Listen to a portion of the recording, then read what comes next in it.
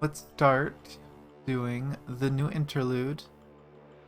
Choose interlude Dijiang, which apparently means enemy general or something like that. I believe I translated it to. So let's see what choose story is. Origin. It rests peacefully under the Kulong metropolis, where it should remain undisturbed. What does? Darkness dissipates, and I awake once more from my slumber. This body no longer requires sleep, but I still try to keep the normal schedule of humans. Grinding gears reverberate in my ears, making my way through this dark path through the stratum. I arrive at a familiar city that should have died out during the Golden Age. The survivors of the battle built this unknown cemetery with bricks and tiles of the KCC. It rests peacefully under the Kulong metropolis, where it should remain undisturbed. An artificial sun hangs above this underground complex, creating a day and night cycle for the humans that reside here. Faint blue shadows stroll in the street. They are the masters here. Several groups gather here, talking amongst each other. As I walk along the path, my surroundings distort momentarily before a familiar face appears next to me.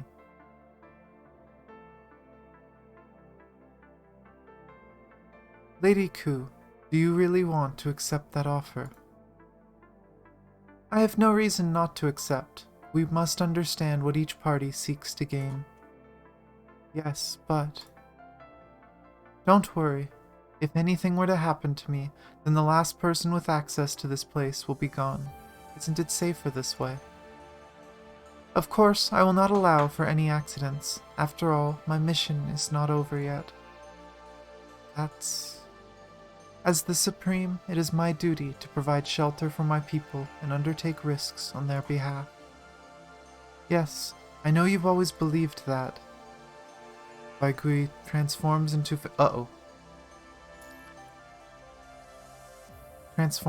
faint blue lights and dissipates around me. I will return safely. As I say this, I hear Baigui's voice all around me. I know, the people of Kulong all know. After saying farewell to Baigui, I walk aimlessly along the path.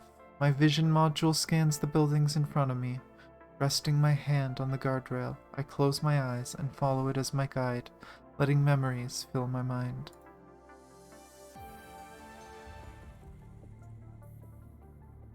Left shoulder, chest, abdomen, points valid. The winner, Chu. I expect nothing less from Lady Chu. You mastered the glaive in just a week, but now we can't find you a worthy opponent. I owe it to your guidance. You're too kind. I wasn't expecting such an assignment from the Pulau crew after my retirement. It's an honor to have the opportunity to train you in our dojo.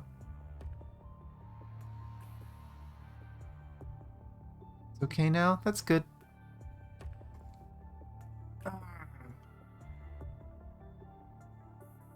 Stop! He already forfeited after you broke his arm. Why continue to attack?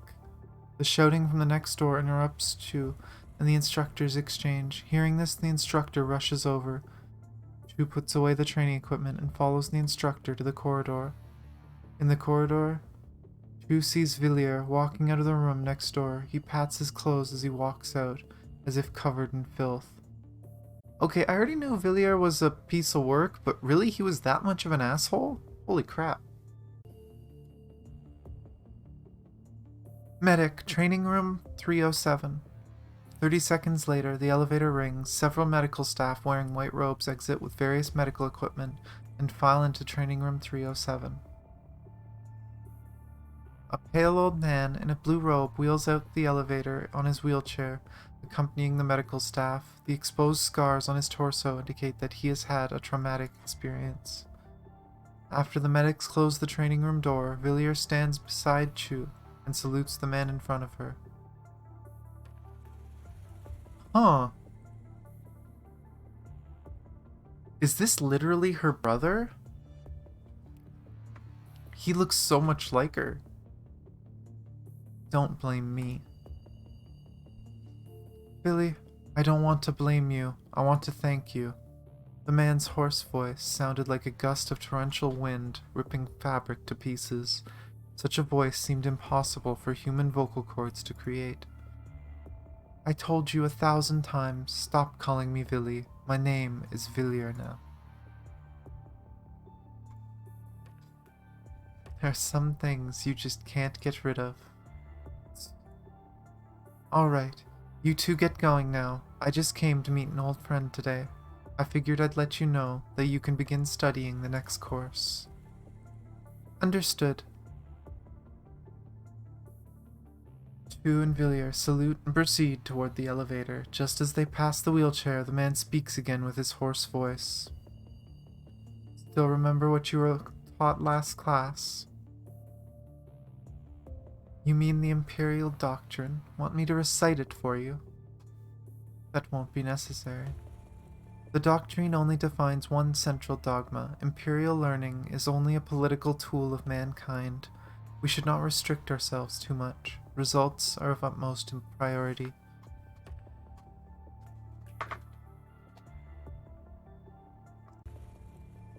Do not be swayed by emotion. Instead, act according to the situation at hand. Grace should be given with purpose. That's right. The man chuckles at Chu and Villiers' answers. Pressing a button on his wheelchair, he proceeds to the end of the corridor. You both have embodied these principles during your recent public speeches. You bring hope to those in despair and impose sanctions on your opponents. Keep it up. The family looks favorably upon you. As others have said, you two are the most capable members of our family. Okay, so they are siblings.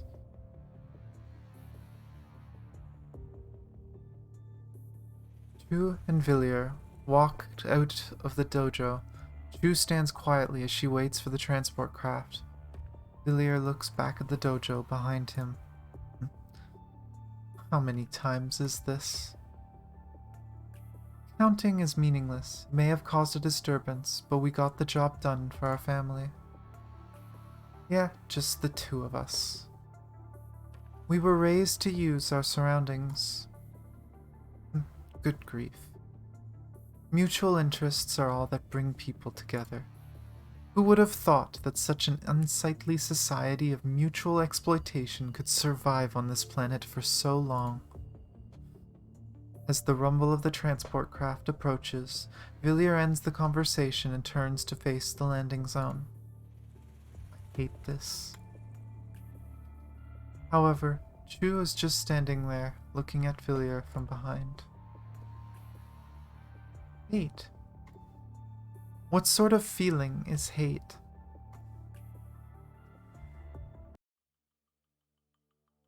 Are they constructs yet? Or is this just them as kids and they literally just don't understand emotions because they were raised without them?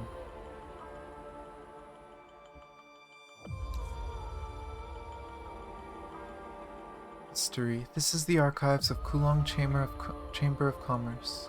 It is a symbol of history and glory. It stands in a corner of the KCC as witness to the footprints of our ancestors.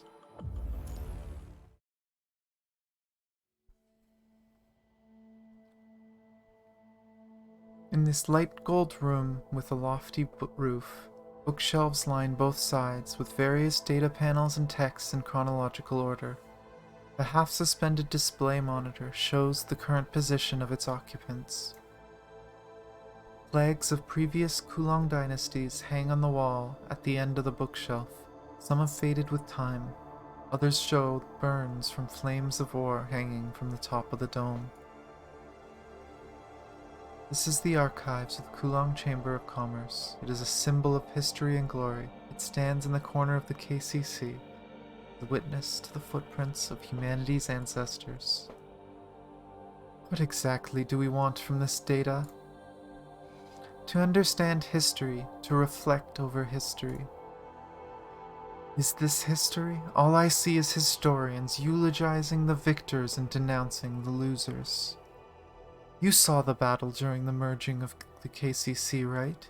Our ancestors were praised as those who sought justice, while members of the opposition were labeled as stubborn conservatives of a bygone era. Why? Because history is written by the victors, so the losers are always wrong. Kulong disintegrated their society, wiped out their history, and imposed what Kulong thought of as truth on those uncivilized humans. Anyone with half a brain can see the error in their ways. However, the efforts of the winners have been recorded in the annals of history. It is indisputable fact that they were finally able to unify Kulong, making it more stable. Isn't this just consequentialism? Look here, Villiers says, gently swiping his data panel to transfer a large quantity of encrypted data onto Chu's data panel. What are these? I checked the global data records. Looks like there's some discrepancy which was recorded in the historical texts. Indeed, this man was labeled as a sinner for destroying Kulong and causing countless deaths during a natural disaster that ravaged Kulong years ago. A natural disaster shouldn't have caused such destruction. It was the Golden Age, after all. Well, in reality, he sacrificed his life to stop the proliferation of destruction. Humans don't care about the truth. They only want a target to project their anger and resentment. That way, they can play the victim. Most people choose the path of least resistance. The few who remember cracked under the years of pressure, unsteady alliances dissolve. As for the truth, it is long buried under the comforts of society, seeking gain and avoiding loss. That is human nature.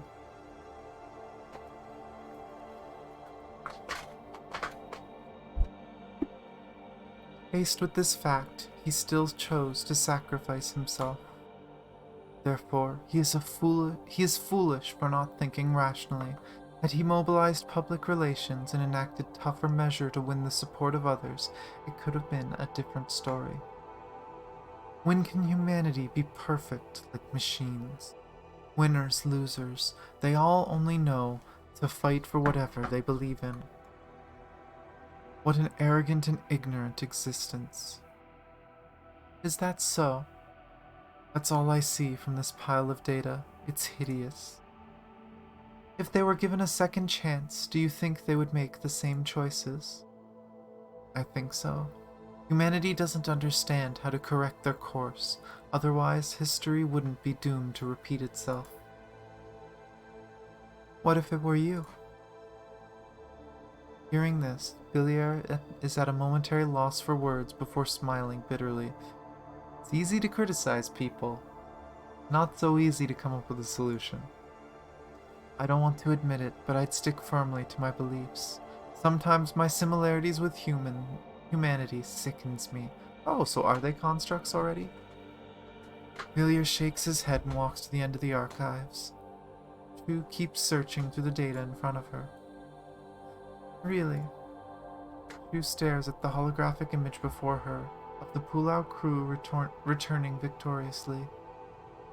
He is laughing and patting a comrade on the shoulder. This looks pleasant. The next picture is of a medic kneeling beside a wounded soldier. She puts the injured man's hand on her forehead as she weeps. The soldier's abdomen is splayed open. He clearly does not have much time left. This picture is sorrowful. Chu's hand stops on the last picture, which is of a Boxia soldier smiling as he walks towards a burned pile.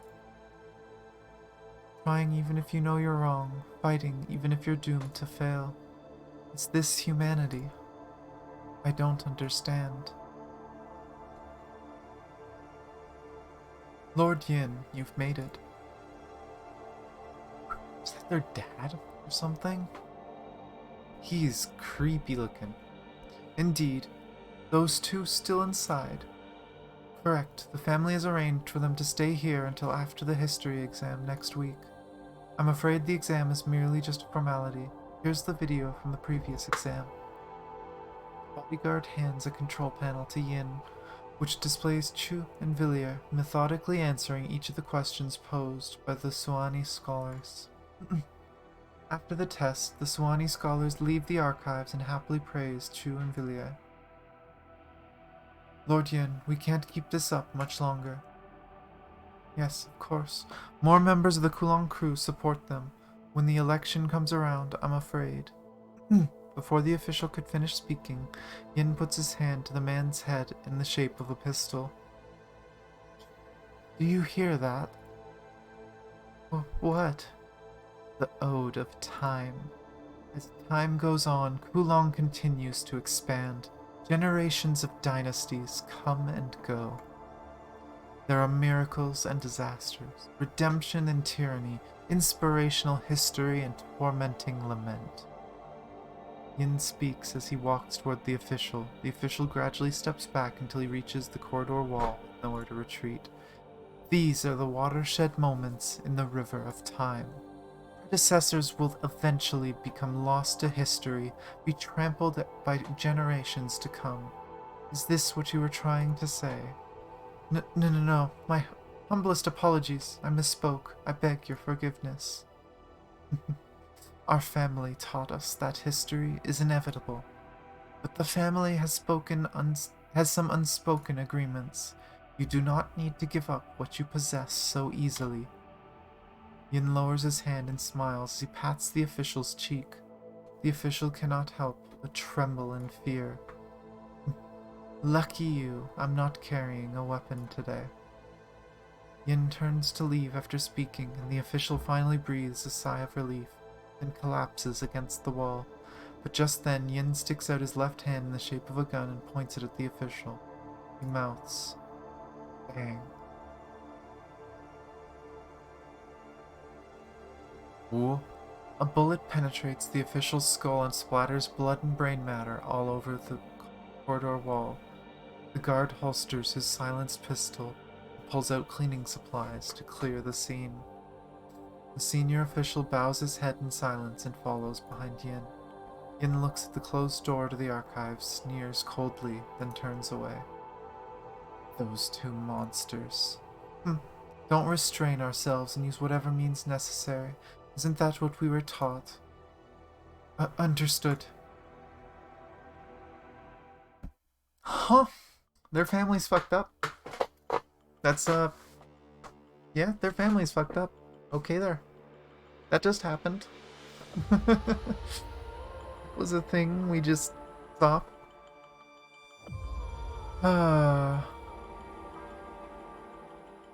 I mean, hey, you have a loyal guard nearby. You say bang, they shoot.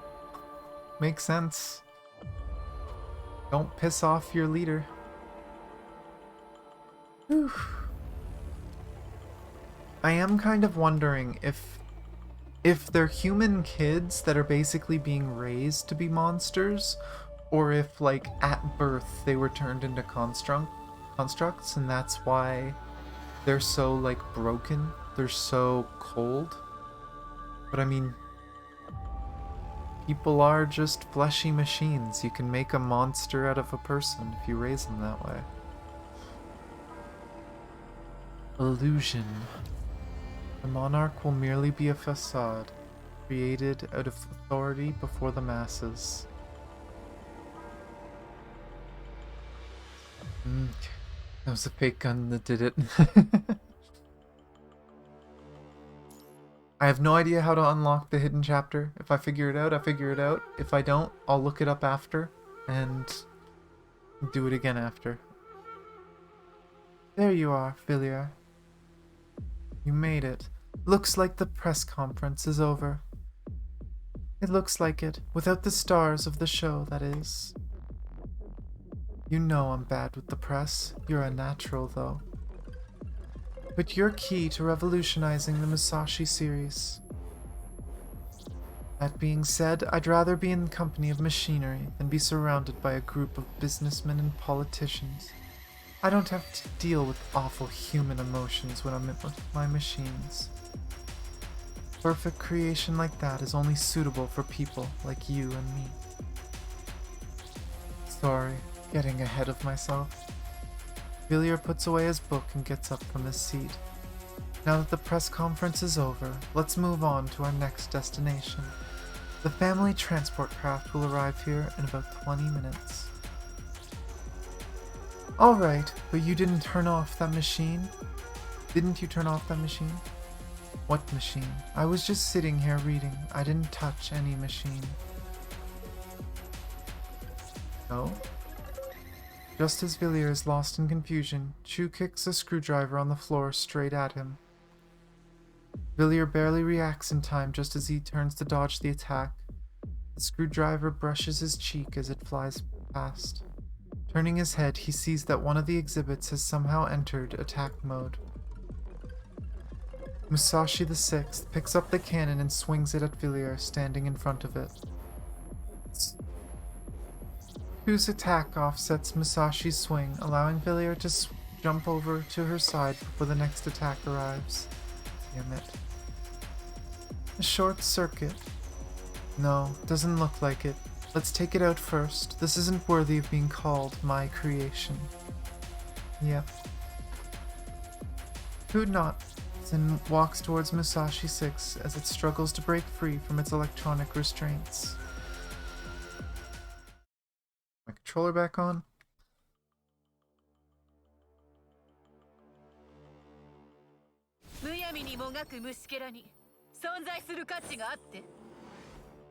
Whoa, that's a lot of random things. That's 5, 6, and 7 for the colors.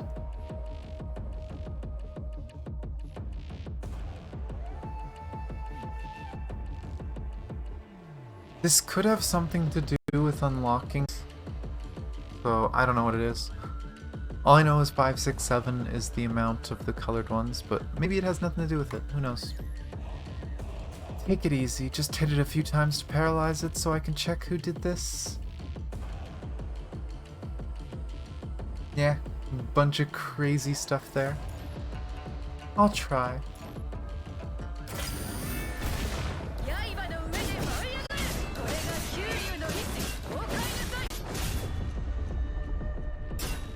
Oh no. It's math. It has to be some kind of math. I don't know exactly what I have to do for that, but... Oh, that's weird. That is the color of the pings. I'll have to look that up after. I have no idea exactly how that's done, but I get the basic idea. It looks like malicious code was uploaded 5 hours ago. The machine was still at Pulau Cruz Ordnance Factory at that time. That's not a place someone can just waltz in all willy-nilly. Got that right. Its anti-tracking software is really sophisticated too. Redundant code is generated every 10 minutes to hide the malicious code. They must have planned this for some time. Had it not been for my habit of always leaving a back door in all my programs, I wouldn't have been able to figure out what was wrong. Only a handful of people in Kulong have authority and technology to pull something like this off. Got that right. Either the hackers I took care of last year, or the members of Chaofeng crew you took in. Aside from those few, there's gotta be someone with high security coverage. Got it. This is a work of Cradle. Looks like this hacker organization is finally re-emerging in Kulong after supposedly dying years ago. They may have tried to mask their payments several times over, but they're receiving regular payments from... Villiers Staler set his mobile access terminal for some time before finishing his sentence. From who? Yin. Humans truly are hopeless. It appears even relatives can be eradicated so long as they stand in the way. Why so flustered? Flustered? I've never been more calm. Humanity has merely confirmed my beliefs every step of the way. After all, the anger dissipates. Hilarity is all that remains. Anger. I'm still confused how she doesn't understand anger. Despite learning that I have been betrayed, I still feel devoid of emotions. Seeing Villiers fraught with anger, I'm suddenly overcome with ideas never to have crossed my mind. Humans have an array of emotions, far more profound than just a single noun in a set of data. Brothers' fear and anger, Villiers' loneliness and disgust, the family's love and gratification, all intertwined with each other. I overflow with emotional ties, none of which stem from the heart. My family taught me humility, and humility abstains oneself from brandishing this word. But perhaps I am as perfect as Villiers and the others say. I'm always able to respond to others with the appropriate attitude and meet their expectations. This has been my duty since birth, to be a lonely, powerful, and false supreme. The supreme is merely a facade, weaved through the lies to dance for the masses. I will fulfill my family's mission, live up to the expectations of the people, and refrain from any actions ill-suited for the supreme. A ruin devoid of warmth lies beneath my shell, drowned in indifference. To fill these emotionless ruins, I try my best to imitate and show concern for others in an attempt to understand the deeper meaning contained in these words, so I can try my best to act like a normal person. But the repairs I've made on these ruins merely end up disappearing into the sea without a trace. Some things just cannot be imitated.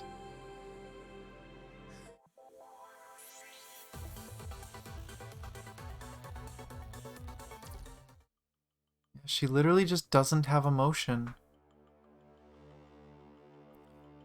And again, I'm just wondering, like, is she human and she was raised that way? Was it not that she was raised that way? Was she, like, operated on? Was she given something equivalent to, like, a lobotomy so that she doesn't have emotions, so she's a cold, uncaring individual? Or is she a machine? Is she a construct that was converted as a kid and they're manipulating her to make her the way she is? Cloud. Looking towards the sound, they see a young woman in white and wooden cart behind her, seem to belong in a museum. A huge barricade surrounds me as I wander the Kulong Chamber of Commerce. Nothing from the outside world involves me, if I'm a ghost. I somehow stumble upon a residential area. People are outside putting up lanterns and decorations in anticipation for the election. Others gather in discussion over who they want to vote for. Hey, who do you think will win the election? I think Lord Villiers will win. Didn't you see his composure during the previous election speech? During his speech, I gazed into his eyes and saw a look of contempt. That's my kind of emperor. Oh my gosh. Teenage girl down bad for the, edgy... for edgy Villiers. A proud and scornful hero. Are you kidding? That's not how you should vote. So what? Who do you support then, huh?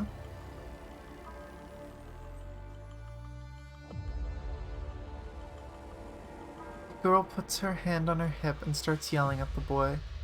The Emperor needs to have spirit like Yin. His decision-making has saved Kulong several times over in the past. Only people like him can achieve greatness. Is that true? You're not voting for Villiers because of what happened at Kulong Dojo. That was the nail in the coffin. How could someone who breaks a father's hands for no reason be worthy of the crown?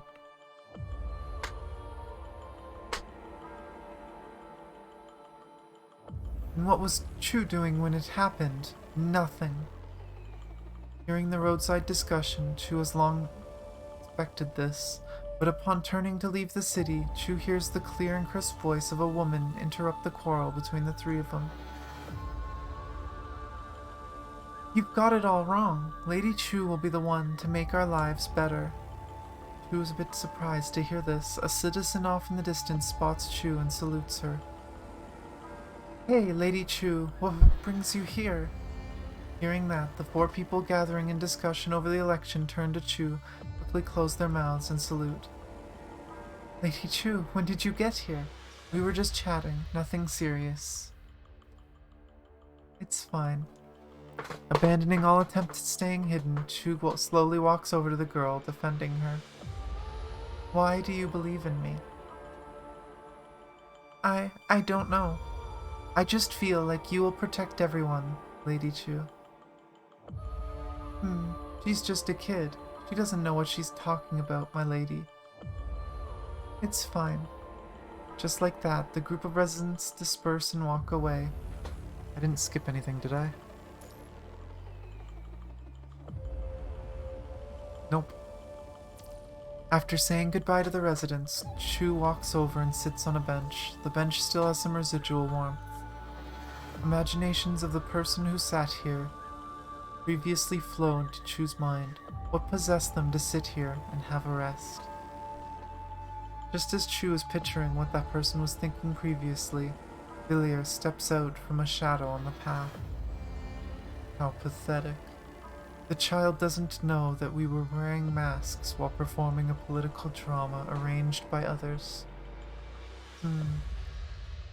When I saw the girl's smile, she touched my heart in a way I had never felt before. Huh? Although I can't say for sure what it is, but I have this vague feeling that I don't want to disappoint the child. Villiers is about to say something when a brisk cry is shot out from afar. Look! Look! Looking towards the sound, they see a young woman in white pulling a wooden cart behind her that must have belonged in a museum. The cart is a sign on top, with Muyuan's puppets written casually with a brush. Upon seeing Chu, the woman approaches her and takes a seat on the other side of the bench. She's pretty. Yeah, I'm pooped. Think you could fetch me a glass of water? You've got it. Thanks, darling. Muyuan nods excitedly as Chu gets up and walks to the vendor to get her a glass of water. Here you are. Thank you, thank you. You sure are swell. You aren't worried about what people give you? No, silly. I feel safe here. You feel safe? Got that right. My intuition is spot on. For example, I had a hunch that I was going to make a big sale today. Then wham, I met a group of travelers and almost sold out just like that. Tour groups are few and far between. We had a long chat and they told me a bunch of stories about outside of the KCC. Did you make all these yourself? Sure did. I think I deserve the right to pat myself on the back. You won't find anyone in the entire KCC who makes mecha puppets half as good as mine. Careful saying that beside Villiers. After all, it's an art form that's been passed down generation after generation. Chu takes a doll from the cart. It's a small peacock. It looks finely polished with each feather expertly carved. You sure are talented. Think so. I've been doing it since I was little. Really? Yep, my family isn't exactly the best of health. I'm considered one of the healthy... Muyuan falls into a coughing fit before she can finish speaking. Huh? You're coughing up blood. Let me call a medic. No, I'm okay. Oh, they actually drew the blood. As she speaks, Muyuan takes a pill out of the ceramic bottle, swallows it, and tries to catch her breath. Alright, I'm good. Now where was I? Oh right, I started selling puppets when I was younger to help raise my family. They were pretty ugly at first, so there weren't many buyers. They mostly just bought them out of pity. But as I got better, so did business. One day I'll sell my dolls outside of Kulong and see the world with my own eyes, not just listen to others tell stories. Is that so? I need some water, one sec. I'm getting short-breathed. Where's her miracle pill that helped fix her throat? Uh-huh. Well, I'm all rested. Time to head back. My siblings are still waiting for me to cook them up something to eat. All right. Farewell. Wait, your puppet. Just as Muyan turns to leave with her cart, Chu shouts to her urgently. Take it. I owe you for the water. Holding the puppet, Chu looks towards the prosperous capital. Cooking fumes waft out from the buildings in the city and dissipate, drawn away from the atmosphere regulator hanging in the sky above.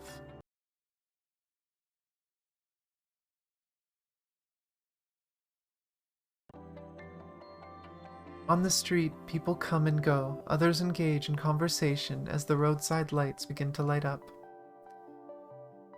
Even though I might not have human emotions, I can still feel them from the people around me. Maybe I can obtain human sentiments by meeting people like her.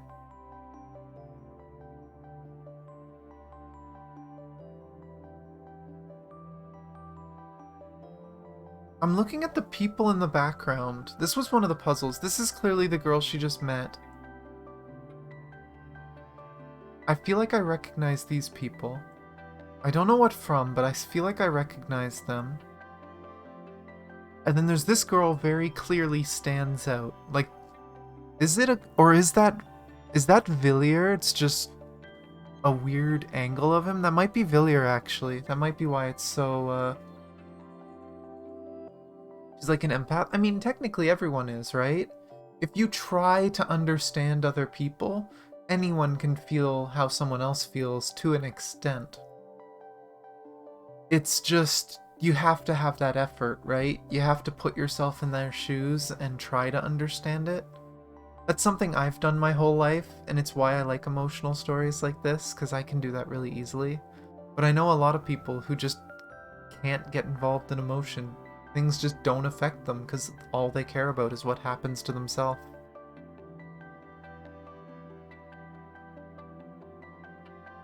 I don't know what the future holds, but now I know what it feels like to have this warm sensation transmitted into my limbs and organs.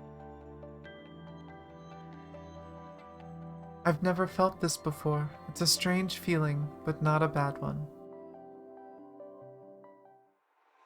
How unfortunate.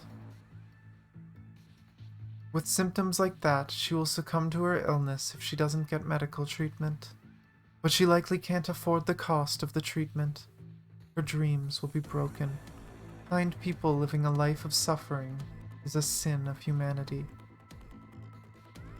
You may be right, but don't we exist to bring happiness to people? Happiness? Does happiness really exist in the world today? Suddenly, an urgent alarm rings on Villiers' terminal. He looks down with a stern expression, but after a few seconds, he slowly smiles. Look at this secret message. Yin and his troops have mutinied. What?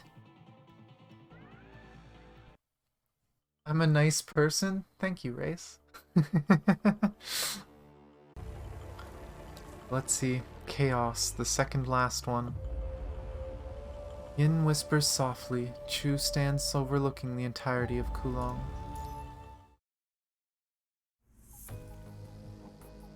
Villiers shows Chu the details of the mutiny.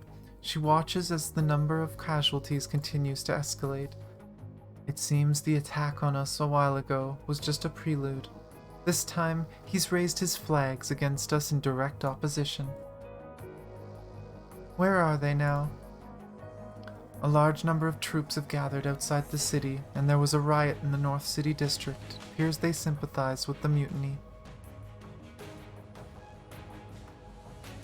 Now is our chance. What do you mean? We can leave Kulong forever, freeing ourselves from family quarrels and human struggles.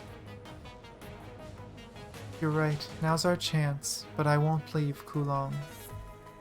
What do you mean? You and I both know what will happen if brother takes the throne.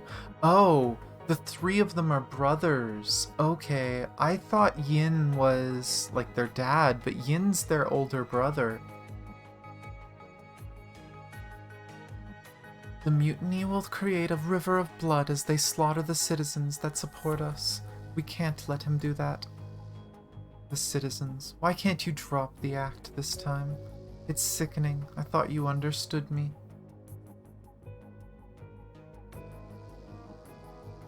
I do understand, but I'm sorry. I was born to rule. Protecting the citizens is my duty. Do as you wish. I no longer concern myself with human affairs. I wish to join the Science Council and work on their Gestalt AI technology. Okay, I wish you all the best. Enough with the niceties. I can't stand all this social etiquette.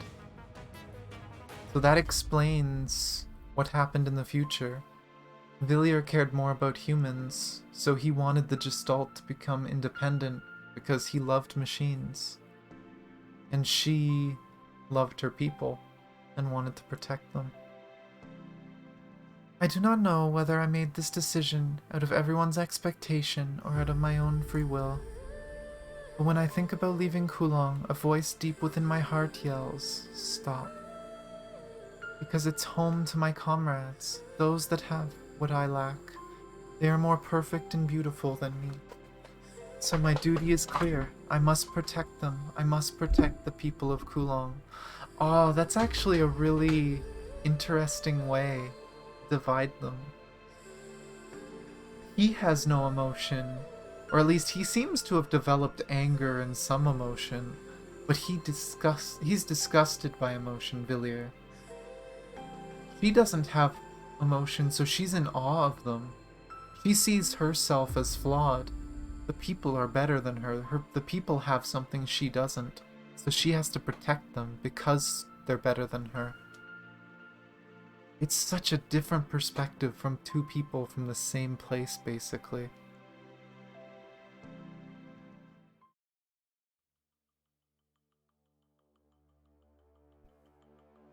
Let's see. More chew time. Are you alone? Yes. I see. What a pity. You should have run away like that brat. A ruler would never do that. Right, ruler. This country doesn't need two rulers. Farewell, freak.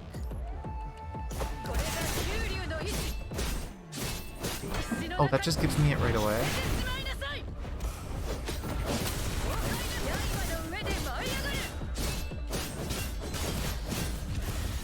Oh, that was easy. Did someone come and assassinate him, actually? Or was that literally one of her abilities? So I swear I saw a third person. Might have been one of her abilities. Or I just missaw it. Could have been her animation. She teleported, then went back. Damn it, I can't believe I lost. Why have you left me alive? Are you trying to embarrass me? Go. I won't condemn you. How laughable. I'm your enemy. From the moment we raised our weapons against each other, we are no longer relatives. You're right. You have brought war and destruction to Kulong. You still. But you are still someone I must protect. What do you mean? Our experiences and ideals may be different, but you are still unique to this world. Your resentment and anger is also one of the countless emotional ties around me. Once you die, these things will be erased. No one will be able to replicate your existence and emotions. Brother, you also can free yourself from family bonds. As you said, the country doesn't need two rulers. The obsession and pain of becoming sovereign will only restrain you. Now, you are free to do whatever you so choose, just like everyone else. Restrain? That's all you've got, I'm assuming, Villiers. Or is this just people commenting to him? You're meant to become sovereign. How can you stop at a time like this?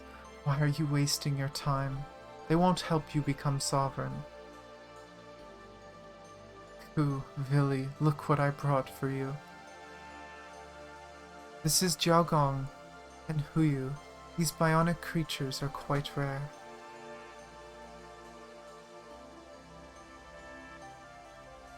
I will carry on with this burden and fulfill the sovereign's duties to my very last breath. Yin whispered softly. Chu stands overlooking the entirety of Kulong.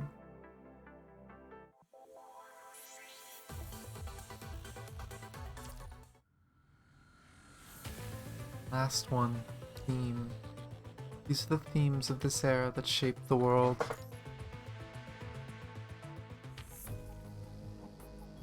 We did it. Is that so? Yes. Now you can go out and see for yourself. The outside world, what a strange word. I don't know how many years have passed since that battle. Yeah, I remember that battle. It was from that point on that you took on the mantle of KCC Gravekeeper. Such valor. I guess I'll take that as a compliment. Well then, welcome to a new world. Quit being polite, hypocrite.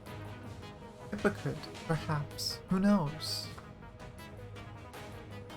The stagnant river of time begins to flow once more. The first time I left Kulong Metropolis, and the underground ruins were under construction. It was at this moment that I finally saw how humanity lived in today's era. Damn it, the defensive line can't hold any longer. What about the support force? Where are they? Radar indicates that most of the squads have evacuated. We've been abandoned. Damn it. The corrupted are coming. We're all gonna die. Don't give up just yet. Who's there? Suddenly a girl infiltrates the base and interrupts the soldiers. She quickly slashes the corrupted with her glaive, then charges up and throws her weapon at the enemies behind her. The inertia from the impact sends enemies flying back over 10 meters before they crash onto the ground. She lifts her right hand slightly, and a new glaive forms in her hand. It's a construct! No, that can't be. My detector indicates that she's reacting with the punishing virus. Corrupted. No, I am not your enemy. The corrupted in front of you are higher priority right now. Chu leads the charge outside the base and begins to fight the corrupted. Chu may be skilled, but fighting the vast number of corrupted while also trying to suppress the punishing virus from spreading to other soldiers pushes her to her limits. Now that the battle is over, Chu and the remaining soldiers stand in the ruins of the base. Thank you. I guess I couldn't save everyone. You did your best given this number of enemies. Do you need me to escort you back? It won't be necessary. The main army has abandoned us, so going back will only make it worse. I've heard of a place called Oasis nearby. Want to come along? You show signs of corrupted, but I'm sure we can avoid a fight if you explain yourself clearly. I better not. I think that would only bring harm to both sides. You say so. Hearing this, the soldier salutes Chu, but the soldier has only taken one step after turning to leave before kneeling. Chu sees several bloody wounds on his back, and even a mechanical corrupted arm hanging off him. Chu rushes over, only to discover that he's already stopped breathing. Leaving the base, Chu sets up 3 plaques on the ground for the soldiers and hangs their helmets on top.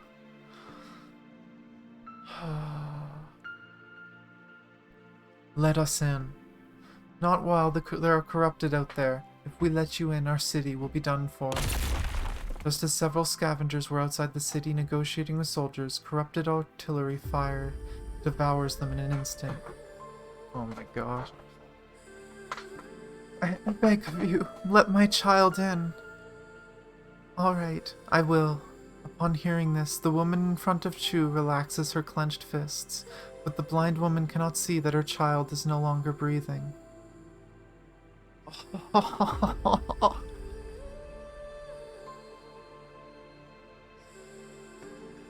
I'm starting to understand Chu a little more, and this hurts. Separation, betrayal, pain, death. These are the themes of this era that shape the world. The punishing virus has ravaged humanity during their desperate struggle to survive in this post-apocalyptic world.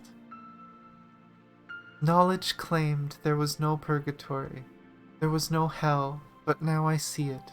Hell is in front of me. Humanity's miserable existence is now on the verge of collapse. They perish amidst struggle, suffering, and torture. Sorry, please forgive my arrogance, but I can't bear to see you continue suffering from reality. Someone must always bear the cross, even if infamy. That is the sovereign's duty. It is the duty of the sovereign to protect that which is precious to them. Are you sure you want to do this? Yes, only by sending those sky dwellers down can we end all humanity's suffering in an instant. They won't have to continue struggling in this tragic era. Everyone can live forever in the virtual world. As you wish. From now on, Huashu, direct all computing power into collecting and backing up the consciousness models for all of mankind. The tabula Akasha can no longer be confined to just Kulong. All of mankind should be recorded in history and jointly become the arrival of a new era.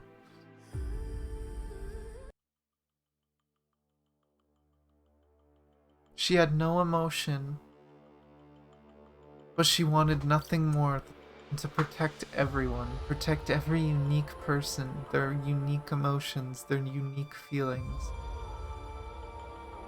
And she went around and realized that no matter how strong she is, she can't protect everyone.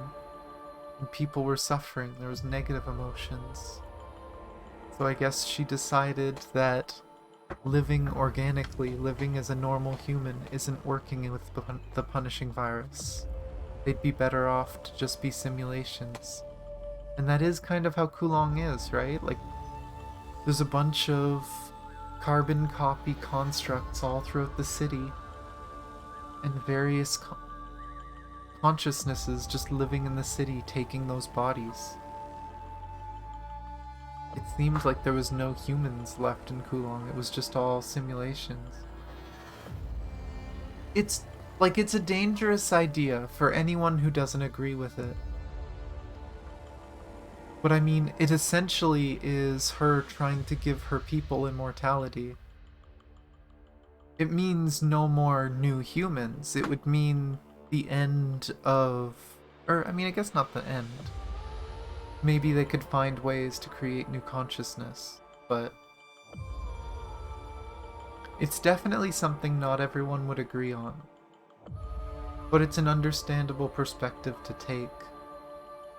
Because she cherishes them so much. She wants to protect everyone, protect their individuality. What better way than to turn them into a form that's easier to protect? Messed up, but it makes sense. Let's do the hidden one now. In order to do it, I had the right idea earlier. You go in, and it's gonna have these three. You're gonna have the three colors. Red, yellow, blue was the order, I think? Or was it red, blue, yellow? Either way, red, blue, yellow. 5 red, 6 blue, 7 yellow. You literally have to ping that many of each color, and if you go over, it wraps back to 0 and you have to do it again. So if you do 6 red, that means you're back to 1. And then, for some reason, like every other one, it's not gonna unlock until we do the second fight again. They seem to like doing this. I think almost all the new ones, you've had to do something on the first one and redo the second. Oh! He's alone. He doesn't have support this time. Oh, the Musashi's alive fighting the other ones.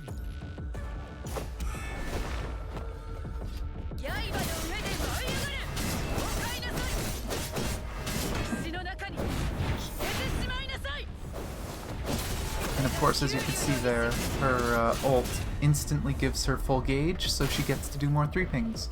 She is literally just spam 3 pings per character. That's just how she works. And that should unlock the hidden story. There we go. Rain. And that comes off the end. So now, let us see what the hidden one is. When people look up to a sovereign, they see what they want to see.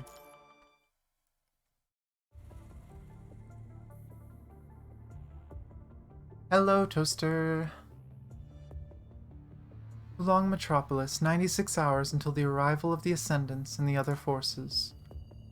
Oh wow, this is recent. This is chapter 12. Lady Chu, why did you decline Luna's request? Huashu, I know I must hand you over to Luna. But for a person like her, there's a difference in trust between me giving her something and her taking something away. Why must you destroy them? Isn't the end result the same for the both of you? Not at all. We are destined to be at odds with each other. I wish to continue the human race, while she wishes to completely erase humanity's existence. So when she uncovers the truth, she will try to stop the Tabula Akasha.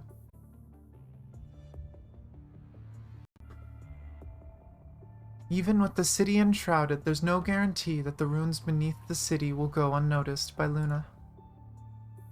Therefore, it is paramount that we nip this in the bud and eliminate all that threatens the Tabula Akasha. What about the people of Babylonia?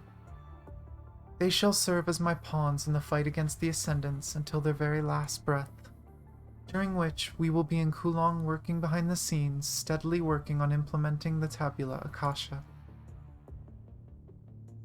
Understood. What do you require of me? Back up the mine data for all the primes, infecta, and Kulong, record all battlefield intel and maximize their memory data, and save everything onto the Tabula Akasha. Understood. Shall we inform the citizens? No. The fewer who know, the better. Roger. When the people look up to the sovereign, they see what they want to see. But in fact, they only get what the sovereign chooses to give. Let me give them one last show before the curtain falls.